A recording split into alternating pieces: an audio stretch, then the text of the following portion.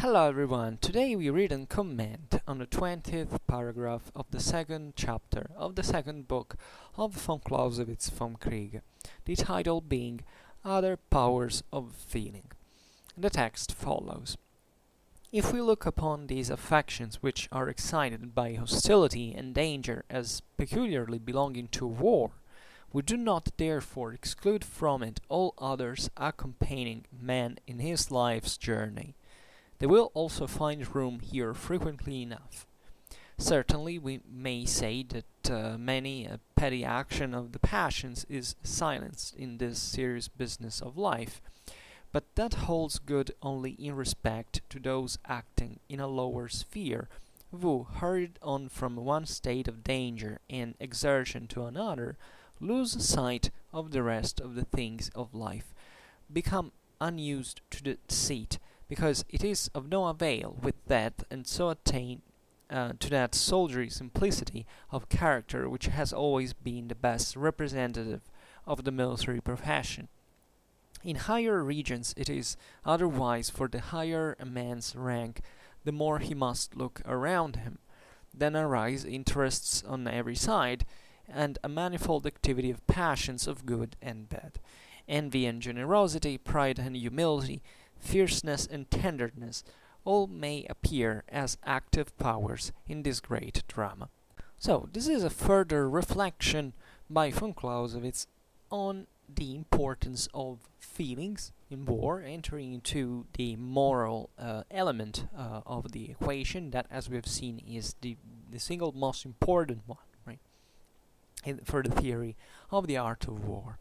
And in the previous two paragraphs, von Clausewitz has talked specifically about the impressions and the extent of the influence of danger, so talking about courage and fear, etc., and therefore stressing this mostly evident element of war, that in which every military action in fact operates into the realm of danger, right? It's influenced by that, and not just by what is the immediate threat, but what it could be, even theoretically speaking. So this is used by von Clausewitz essentially to show how impossible it is to calculate, and to quantify factually, what all these factors influence. Right, there is a way to assess that. There is this intuition that you can develop through experience, etc.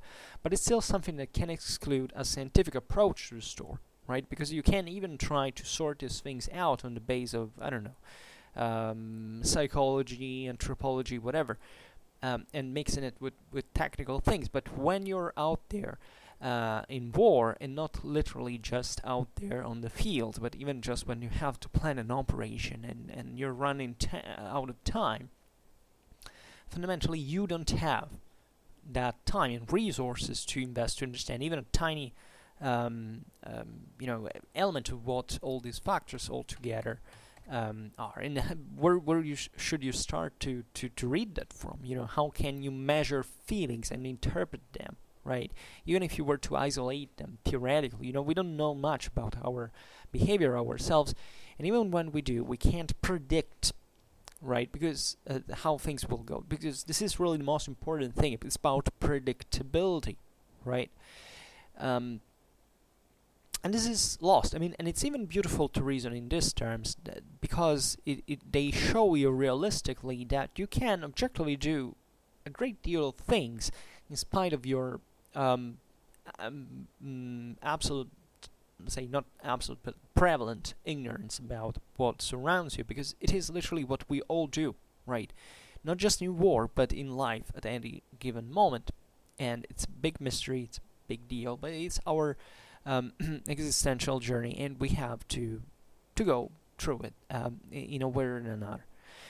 So what von Clausewitz concentrates instead on this 20th paragraph is about all those feelings that are not most immediately connected with war in itself, right? And this stresses, in fact, all of this normal existential dimension of mankind, that even when you are in war, you're still living and still thinking about else and not just about war. And as you know, there is all beautiful literature about.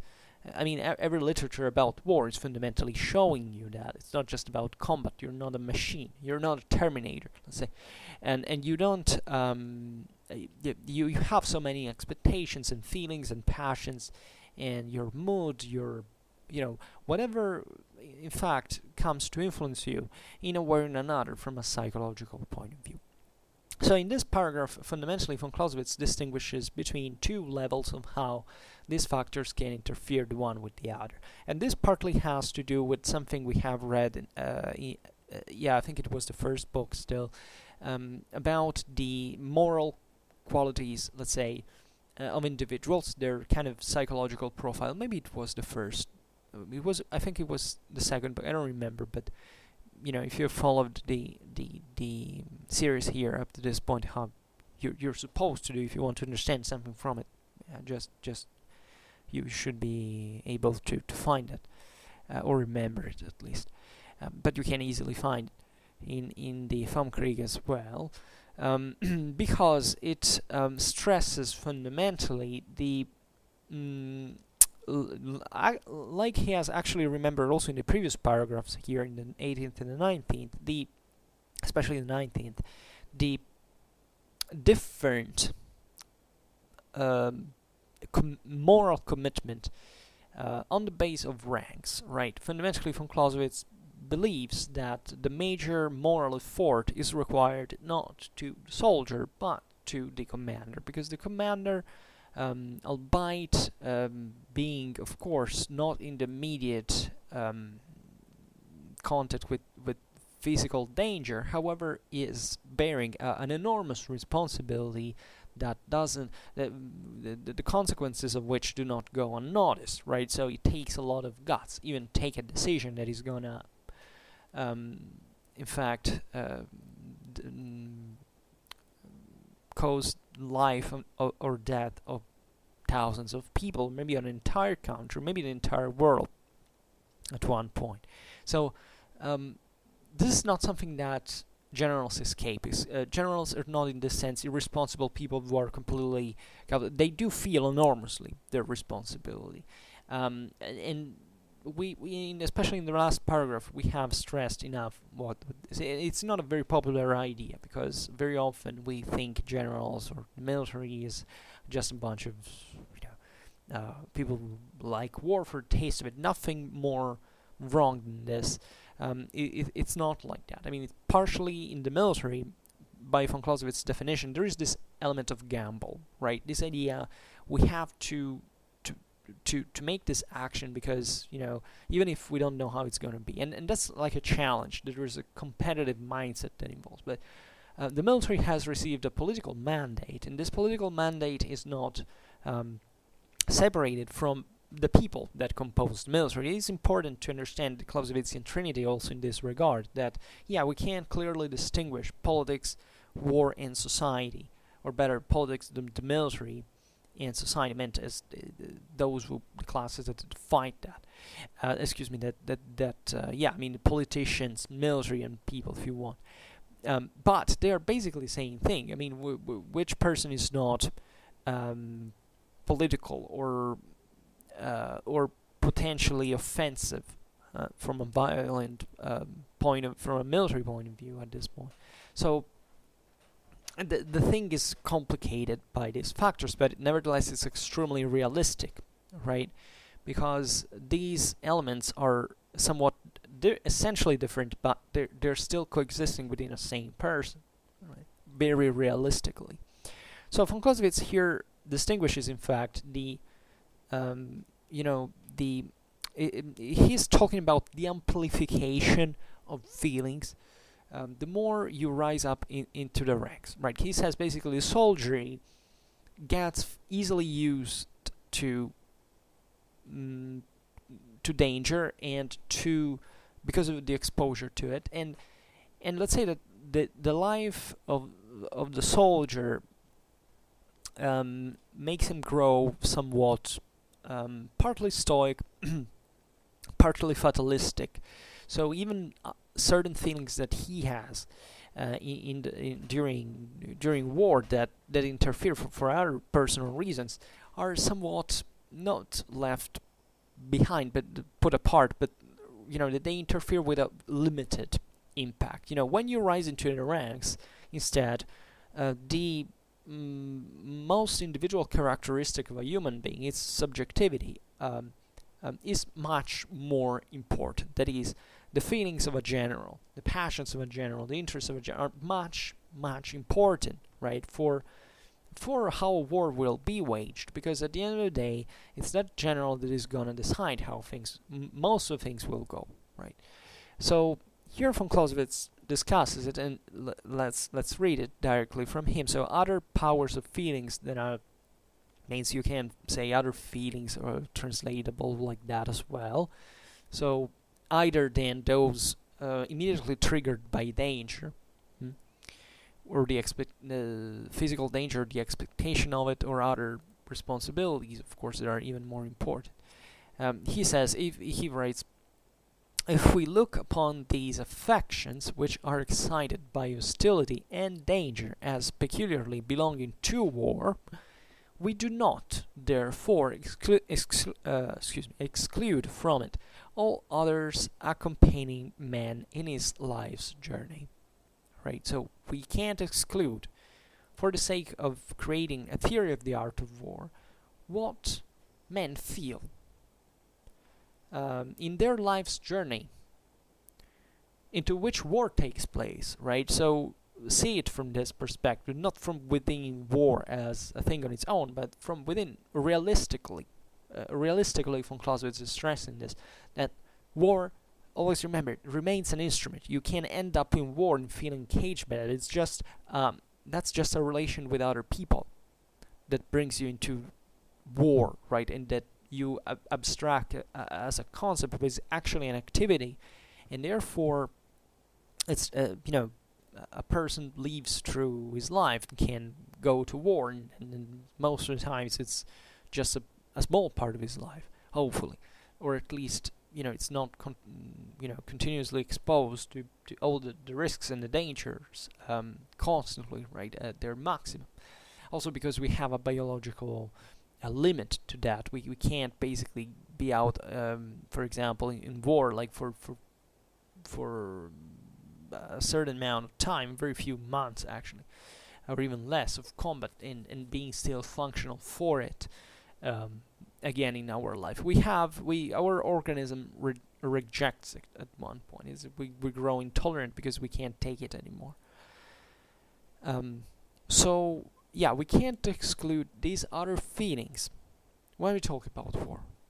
Once again, if you want a concrete, applicable theory of the art of war, you have to take into account these factors as well. You can't measure them. There is trouble with that. Von Clausewitz is talking about them exactly to show fundamentally how you can frame them, how you can't, but know that that there is something like that at all time. But quantifying them and understanding it's, not even a psychoanalyst is able to do it at its fullest. So definitely also a soldier can't do it at the moment. But they're always important, must always be known. So von Clausewitz goes on and says, these feelings will also find room here frequently enough. Alright. Certainly, going on, we may say that many a petty action of the passions is silenced in this serious business of life.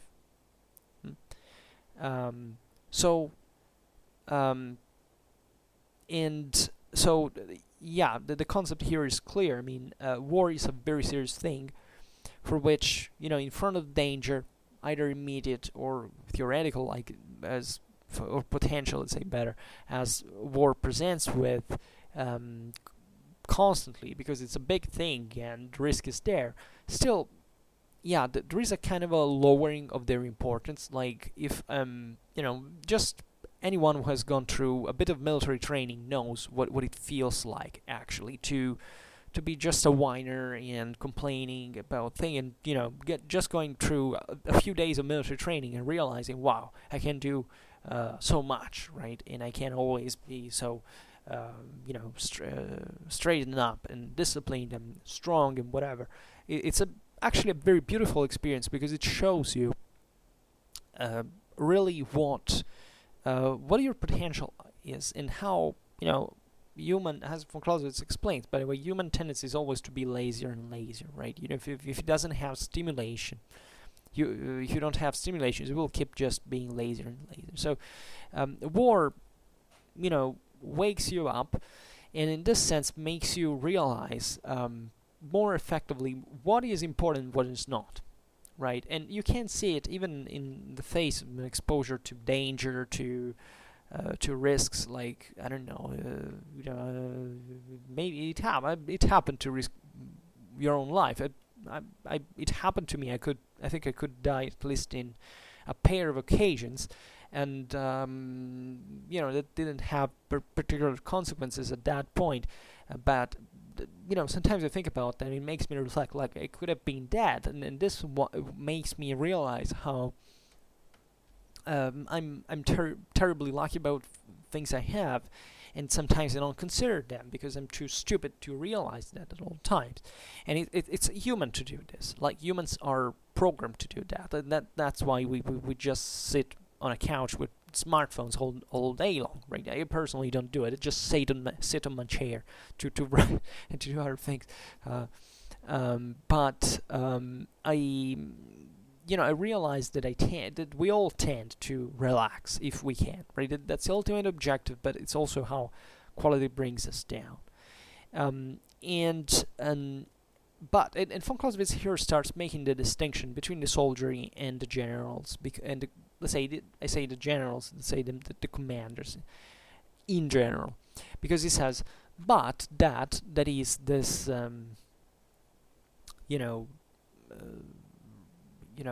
following importance of the influence of certain feelings, of petty feelings, and holds good only in respect to those acting in a lower sphere. Who, hurried on from one state of danger and exertion to another, lose sight of the rest of the things in life, become unused to deceit, because it is of no avail with death, and so attain to that soldierly simplicity of character which has always been the best representative of the military profession. So, very long period here, but the meaning is very clear. That is, when you're confronted with this utmost danger of death, and you at one point you must order, you had to set up your mind in that optic, like saying, okay, now I have to forget about things that don't matter. I was to use a different word, maybe it's not very nice, but that gives the idea anyway, so that I can survive theoretically, because I really think about essential, and war exposes you to this constant realization that you can't do much about the danger that is happening in front of you. We have already read that part, that paragraph in which von Clausewitz tells you how it literally is to march through a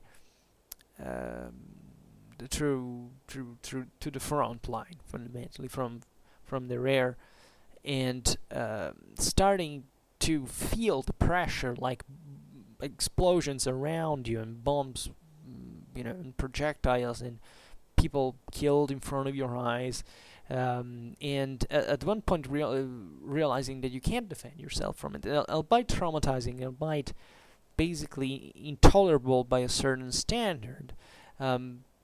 You get used to that, and that getting used to that is like, I imagine, even if I obviously unfortunately never experienced that, like a bit letting yourself be carried away, right, into this, like, okay, if I have to die, let it be, as long as I do what it really takes to try to get through here alive in the best possible way, right? So my feelings, my moods, that do not matter, because let's see how this ends. This is how the mood is. You're not so reflexive after all, right? You're rather amazed about what by what happens around you, and that's what seemingly makes the difference, and that's what your mind is focused on at all times, and that's how you test that also, not just psychologically but physically, because the two things are deeply interconnected. So you have this pressure you have to cope with,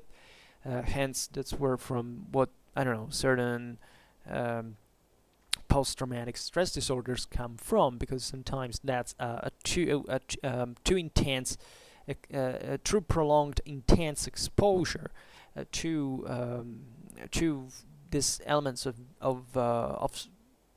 stress. Let's say if it can be danger, it can be a lot of other things. Post-traumatic stress disorder can even come from non-violent things, like it can be an exposure even to a particular environmental situation.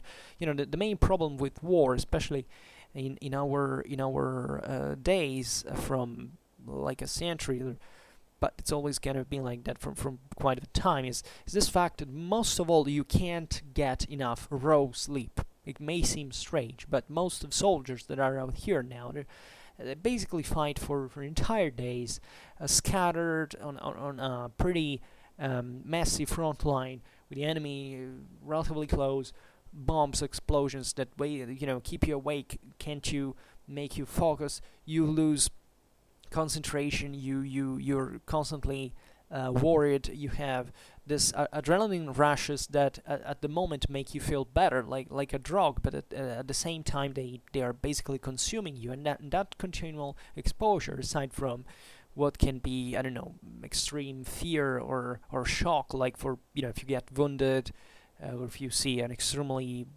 violent picture in front of your eyes, those are all things that bring you to develop mostly like a physical relation with yourself. Like it's still psychological, but it's something that your organism starts to be concerned of at a strictly physical level, because you can't hold it for very long. I mean, we're very, very delicate machines. As human beings, we are made out of nothing,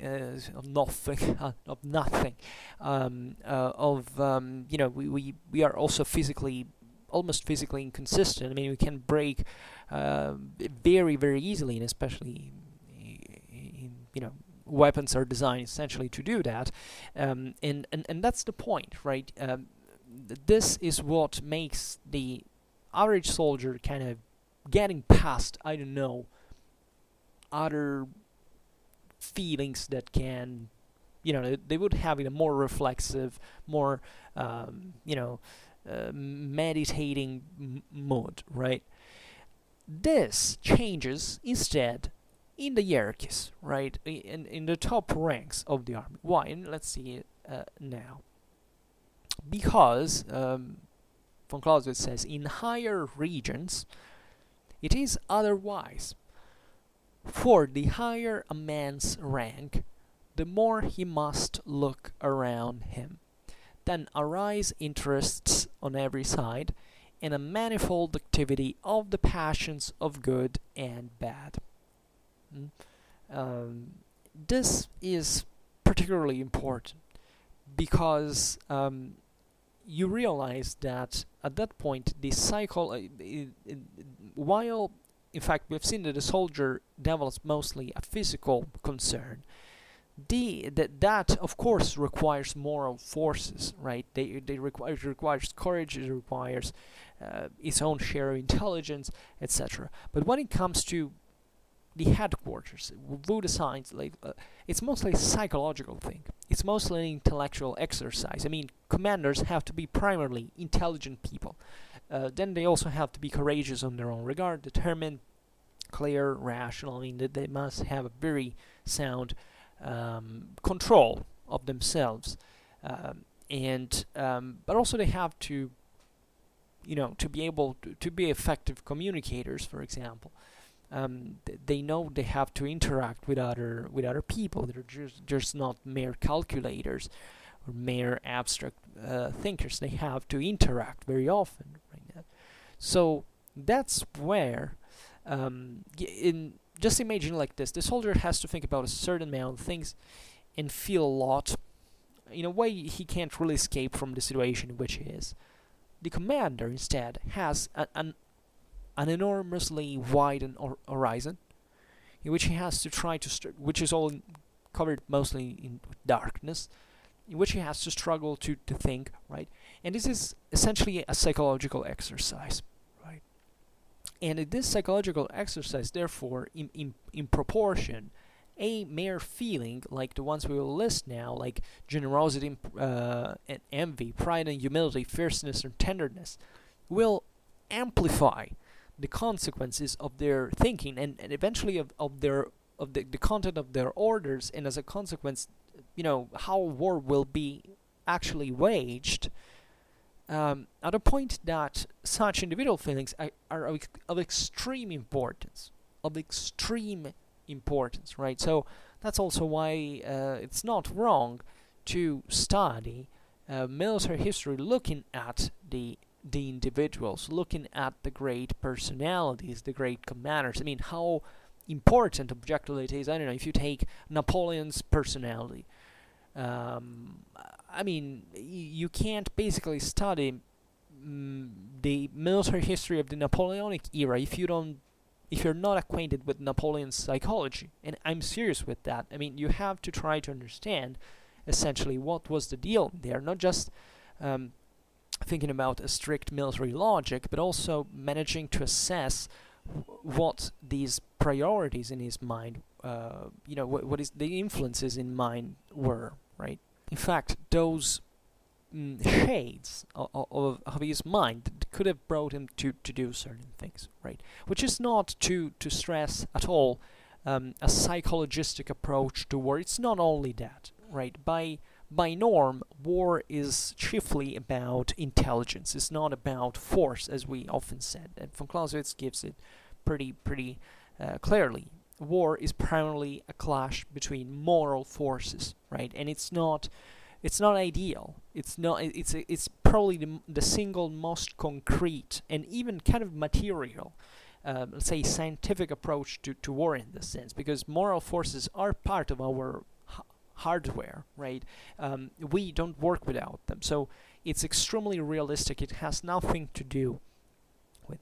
So, looking at psychology, though, is essential to understand also not military history as such, but to understand your enemy, given that you are fighting him, and that the whole point of what you're doing in this sense is just to possibly trying to understand what his next moves will be, for instance, or what his plans can be, and trying to reason through his mind in order to counter him, to prevent him by a certain degree, right? So this psychological interest can't be eliminated. It should always be put on the fore in a fashion that can give more realism, not just to let's say a military analysis. Let's put it in this way, not simply stating once again that there are just material things about that, right? Always remember where von Clausewitz has started from in this regard. He is talking essentially about creating a healthy theory of the art of war that is not based solely on the material objects like the previous theorists had tried to do, right? It has to be concentrated chiefly on the moral forces, and without this moral element, this psychological, spiritual element, call it whatever you like, you can't fundamentally understand a great much about war in the first place, right? It's morale that has to be considered most of the times before anything else. And this has a precedence over many other aspects that instead are constantly overly emphasized, I would say, at one point. And it's really a problem. I think if you have followed my videos regularly, you have already understood where I usually insist on, and I'm more not necessarily biased, but that I try to warn more consistently. That is essentially to this extreme attention towards, I don't know, things, weapons, for example. I love weapons. Like I spend every day learning something about this stuff. I like the mechanical aspect of war, and the material dimension, but I realized that such things are maybe important to relative aims, maybe to inform people about a certain dimension of that kind of history, or maybe because there is a more visual, more easily quantifiable element of it that you can analyze, you can see, touch, hear, you can measure. That's the point, and that's why von Clausewitz criticizes as well this material side of the story, because that's good as long as you want to cover the whole spectrum of warfare, but it's not the most important thing, right? And instead, I think that the major interest when it comes to war and how war is told today, and how even entertainment revolves around it, is chiefly about, if not technology, however, about measurable elements, let's say, or to a narrowing down of military history to the strictly material side of the story, and also to the strictly military side of the story. That is, that basically enforces this, that let's say advantages that view in a certain in relative terms, because if you pretend to study war without not looking at politics or society on the same side, you can't do much, right? If you pretend to study a war without realizing the, I don't know, just the economical needs that were behind it, or where they came from, with which negotiation, with political and social interaction, well, there is not much you can do about this all. Like, it's a problem. It's a serious problem, because we still essentially, like a civilization, like a culture, see war in this easily detachable way. And I don't think I'm saying anything particularly original in this sense. If anything, because the same von Clausewitz,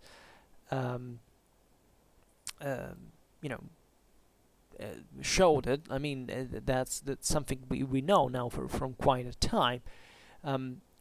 But it's all the more surprising, exactly in this sense, to see that how we forget it, how we constantly tend to forget it. And also, von Clausewitz explains why this is the case, right? Because, as we've just said, he had been, in brackets, fighting against those interpretation of war, and he would have been probably disappointed to see how such things are still conceived, right? And I don't know. I talked to you about these things, making this criticism mostly from obviously a civil background, because that's what I have substantially, and also from what I can see in the civil environment. I don't know, frankly, how this happens in the military one. I don't exactly know at one point how much even the military understand these things, because this is also another prejudice, is thinking that basically just being part of the military makes you understand war. Absolutely false. This is probably one of the grossest misconceptions that people have, exactly because they own that perspective, exactly because they think tendentially that in fact it's the soldier's perspective that matters. And as we've seen just today, for an example, the soldier itself, most of the times, is concerned with very different things from what the ones that truly matter, right? That are represented by the hierarchical elite of commanders that have another view on the story, and in fact are kind of historically more interesting in perspective to maybe to look at. And why? Because we have to stress the emotionalistic side of the story, right? Which is paradoxical, because or better, we have to make a sort of I use often this phrase, taking the emotionalistic side of the story, in the sense that today, especially in civilian culture, we tend to talk about war chiefly in those terms. Like 95% of videos you look about whatever, about war, about anyone who has to say anything about that is a bit of a politically correct thing, I think, like saying war is just bad, it just destroys people. This is an emotionalistic and it's a moralistic take. It doesn't describe the essence of war in itself. It describes essentially the subjectivity of it in the measure in which people suffer. And thanks my eyes that people suffer. We know that's in fact the only thing we know, because most of the times it's the only thing we see and we want to understand. What it takes to take the next step and to try to understand war for what it is at the most important levels, nobody cares. Why? Because it requires studying, because people don't study war, they don't know what it is, they don't study military history, they don't get on the sources, they don't spend their lives, as it's normal, to make a living, a professional living out of studying such things. And like in many other fields, we basically tend to forget this, that we all are biased because we do something in our lives. Now, it happened to me now that I am theoretically a military historian, so formally I'm a medievalist, and I don't have a specifically military, but I try to focus myself, to channel my force chiefly through this, through all my thesis, through all my interests, and that's what I'm doing, and that's objectively at this point one of the only few channels that frankly I'm not satisfied at all, not even how military, how universities tend to study military history, how in fact there are cultural problems also depending on different countries, and how we even how we study from Clausewitz, because let's be honest, some of the most prominent military history professors, even in military academies at this point, were culturalists, right? And wow, right? And you can't tell them. Those are people who do not understand the war in absolute terms, but they have a very distorted take on the Clausewitzian theory, and at this point in history, in the development historiography, for no valid reason. And culturalism is crumbling piece by piece every day, right? Yeah, this is my usual ramble against culturalism, that also has produced great minds. I respect intelligence, but that's where I start having problems, in the sense that if you criticize von Clausewitz at the point that you don't even understand him, because you evidently misquote him, or you don't get the point he's making at one point, you start having your own doubts about even the competence of people who teach and who have certain. And always be aware of this, that we should always look at specialists that are scientifically certified, we can say, in one field, but do not think that that specialist, just for being a specialist, doesn't understand the rest of what in fact he has not studied, and do not think that there is a let's say that there is such an easy way to measure competence or qualification. Sometimes they're just approximate ways to do. I meet these difficulties every day, because I also have to prove at one point, if you get into these things, you have to prove that you're competent. You have to show that you're able to understand certain things, to produce and look at. And sometimes you realize that most of our problems do not really come from incompetence in itself, but from misunderstanding of what is being read or is being taught.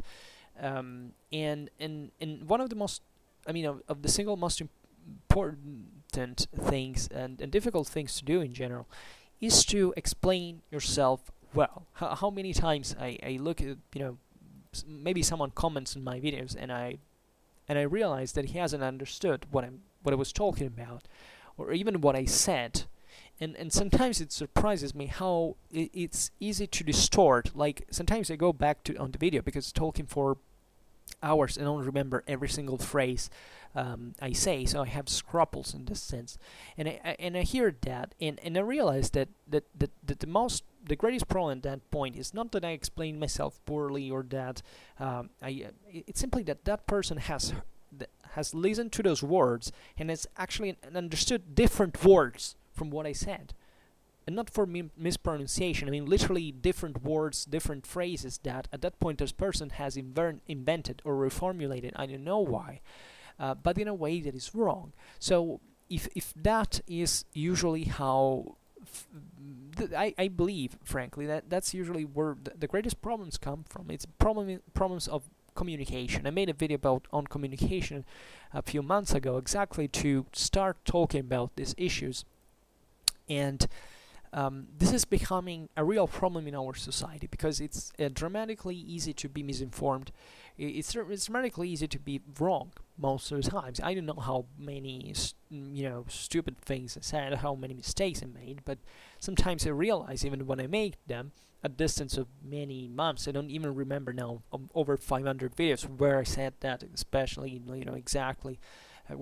Given every video is longer than an hour, I don't know what this entails, but I realize that most people don't even realize that, and instead they have problems with simpler, way simpler, let's say better, grammar, for the sake of it, things, then what would truly matter, and at that point you realize that there is a problem at a different level from the one you're talking about, that requires something different, maybe a different approach even from yourself, because I'm dramatically tormented every time I make a video in here. Now I got used to it, and I do it quite mechanically, but I realize not everything I say is everything can be equivocated.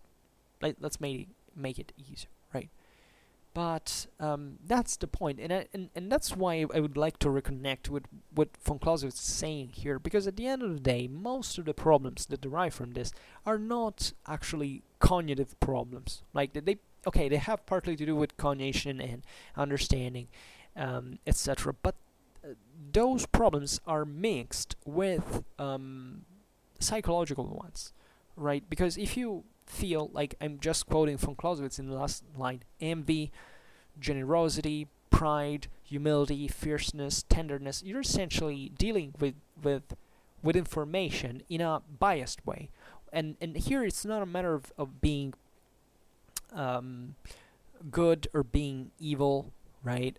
Being the nice person, being the kind of the pain behind. This is a matter of trying to understand something, which should be essentially a scientific thing, that is a neutral thing. Which is what history should be at the end of the day. Nobody can pretend history is objective, because we can't even question science at that point. If you really want to be honest, everything we are open theoretically to everything. If it comes as evidence to subvert even classical physics, we have to take account of that at one point, which is unlikely to happen at this point, because our physics describes the universe pretty damn well, but there are limits to that, simply also because the universe maybe doesn't quite have limits, or maybe in the way that we are used to think. But the idea is that when you have a fact or an evidence, let's say better, a source, you have essentially one big problem, that is to understand it.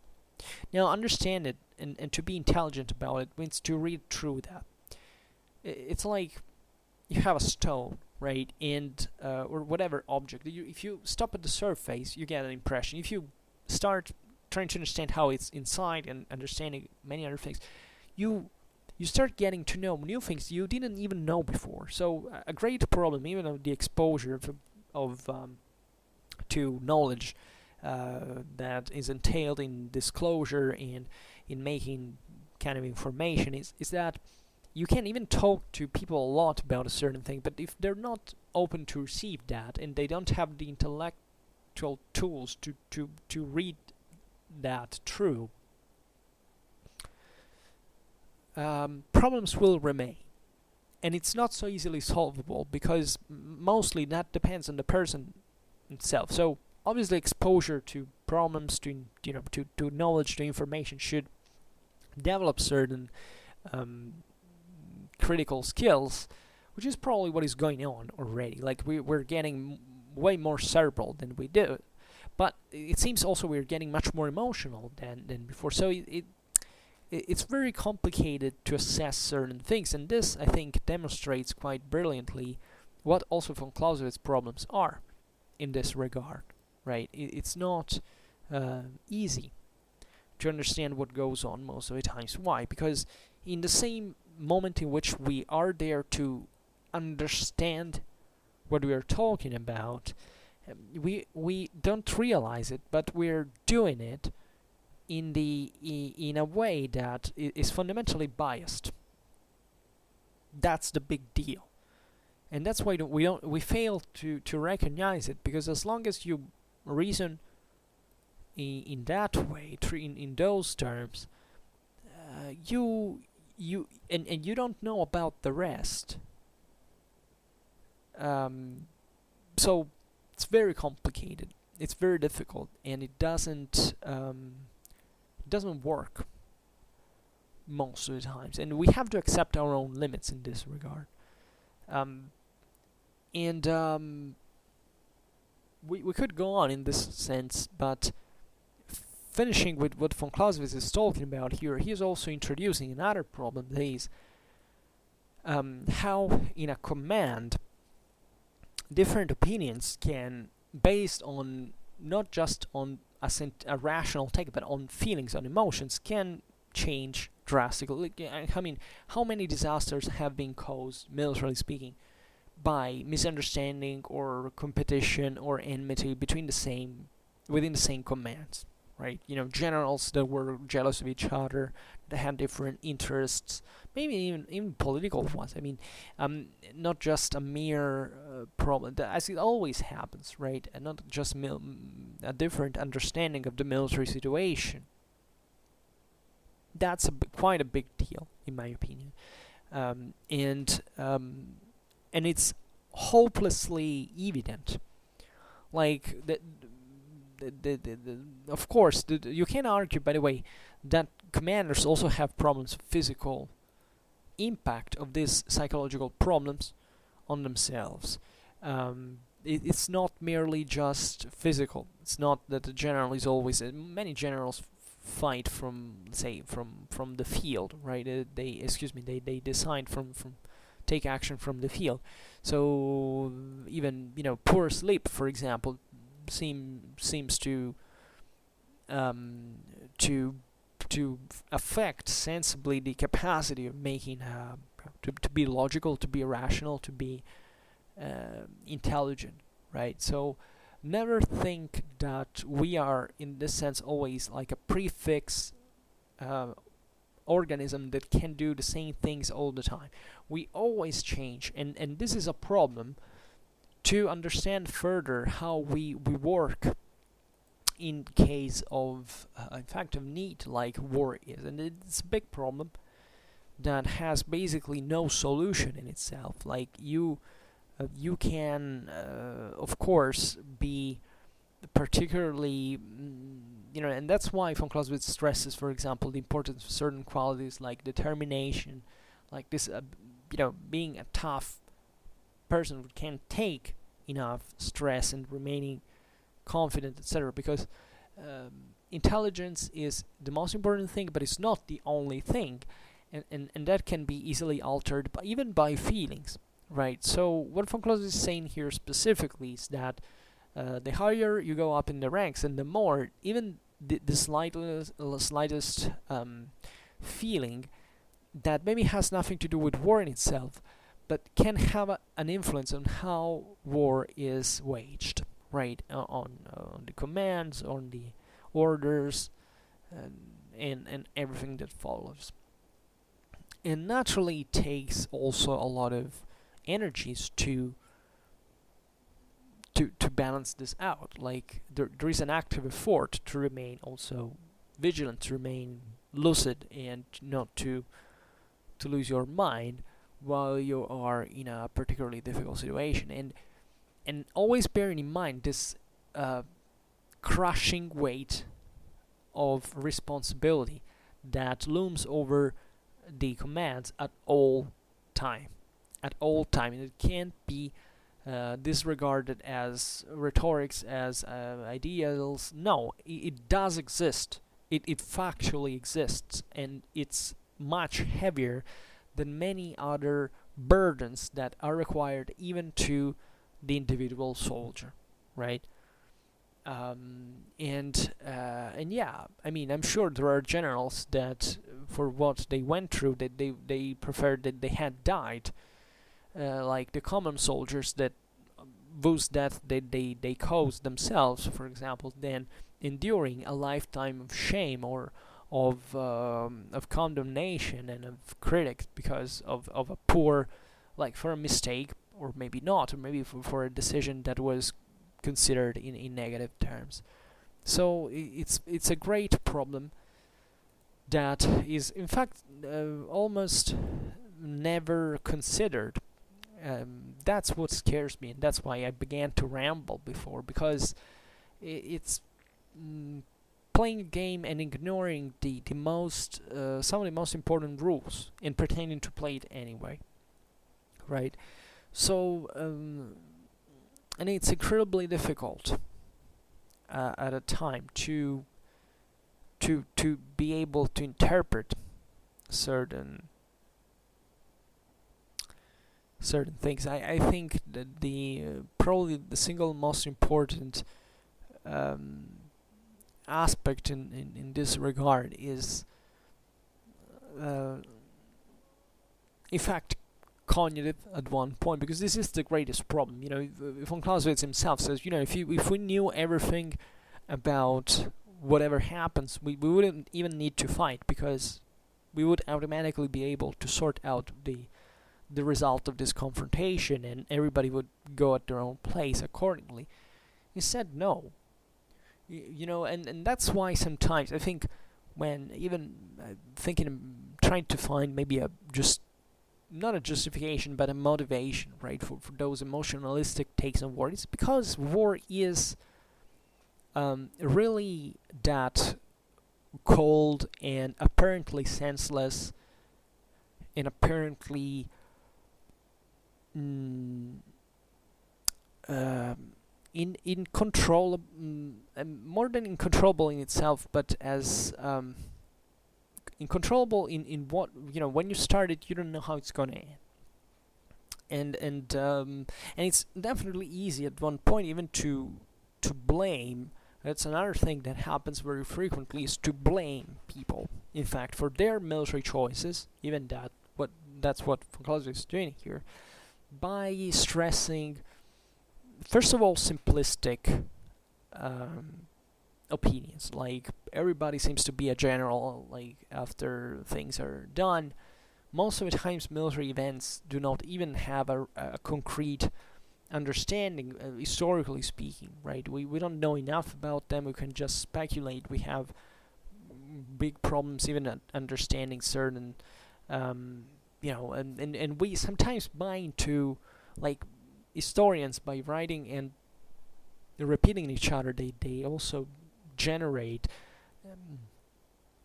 some misconceptions, just, you know, sticking in fact to either material factors and saying, okay, well, you look at these numbers, like, they had to win, they had to lose on the base of this, or these means, or this position.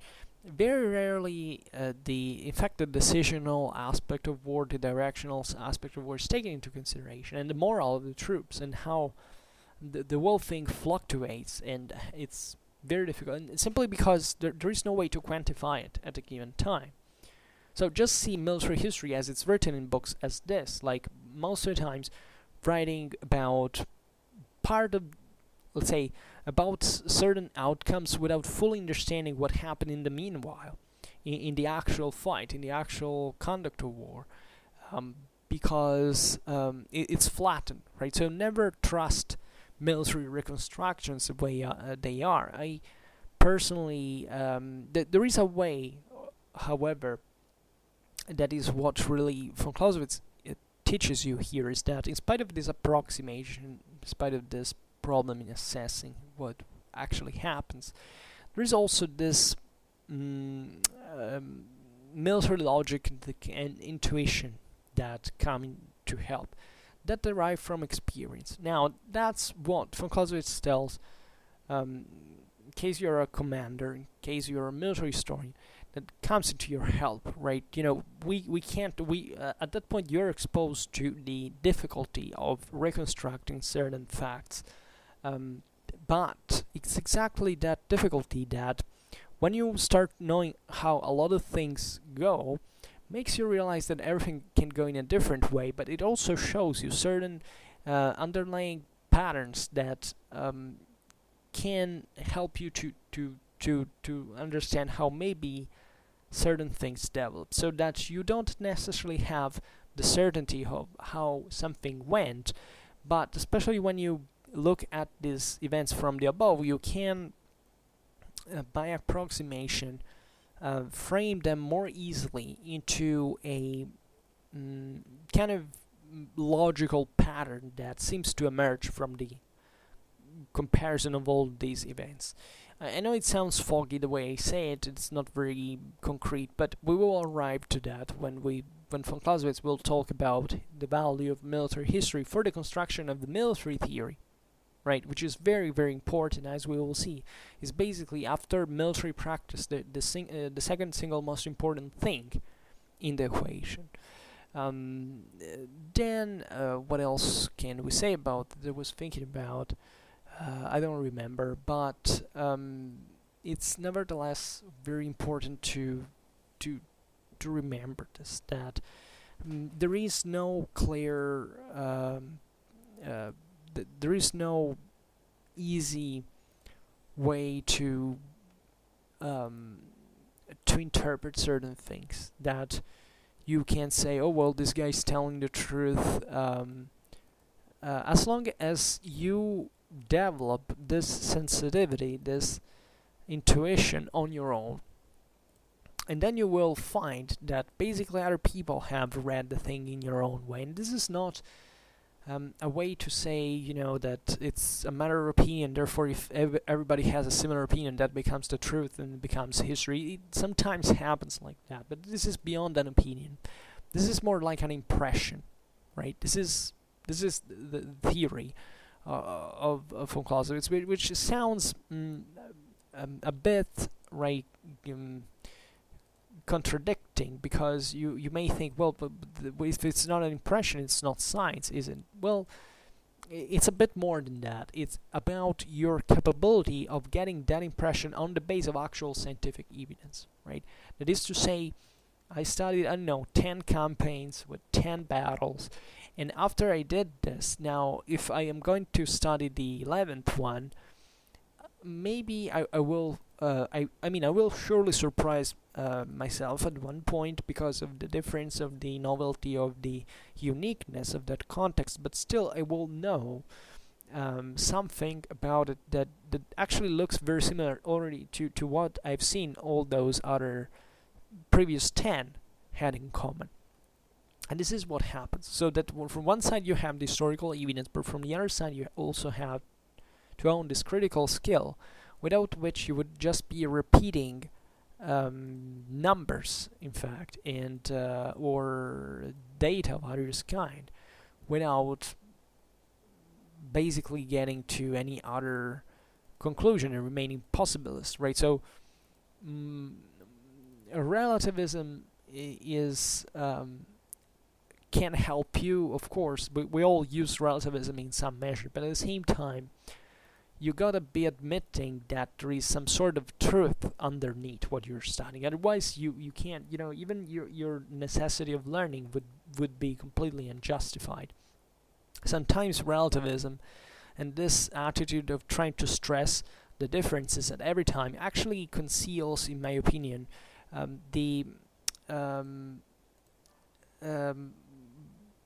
sort of inability, right? Maybe formalism, saying, look at here, all of these things differ, hence that's what I must stress. Well, there's no apparent achievement in that. Everybody can't do that. Not everybody can have this synthesis ability to recognize certain similarities at one point and trying to interpret them, and also being able to reject them. But when you reject them, usually it's because you have had, in fact, one of these feelings before that have nothing to do with your sensitivity you had developed. And when you realize it, you say, oh well, but this is not how, the logical thinking I had found out in those patterns. I believed I was doing that, but it wasn't actually true. And the reason why it wasn't true, and I thought it was before, is because I didn't think enough about it. I said, okay, yes, this is easy, and then I forgot all the finesse that is required for you to in fact, and trying to understand what you have in front of you. So, in my opinion, this is probably one of the single most important aspects of the whole story. Is how it's the base on which the same Clausewitz in theory is based. Not just Clausewitz in theory, but also its its method, right? Which is a historical method, objectively, in a broad sense. I think this is where I wanted to get, and I think it's really the most important aspect of the story I wanted to cover. I will surely explore these topics further at one point. I will not finish it here because we will have the opportunity to see at every single time how Clausewitz never abandons this confidence, right? This is not the work of someone who is trying to give up, right? He's the work of someone who acknowledges that certain things can be done, and he shows you how to do it otherwise in a way that you would have not accepted, positively speaking, in the sense that that first acknowledgement would have disheartened you in an irreversible way, right? But okay, we will be clearer on another occasion. Just I hope for now that you enjoyed this video. If you did, please share it. Otherwise, leave a like or subscribe to my channel if you're interested in my upcoming contents. And for now, I thank you heartily for listening to me. I wish you a nice time and see you next time. Bye.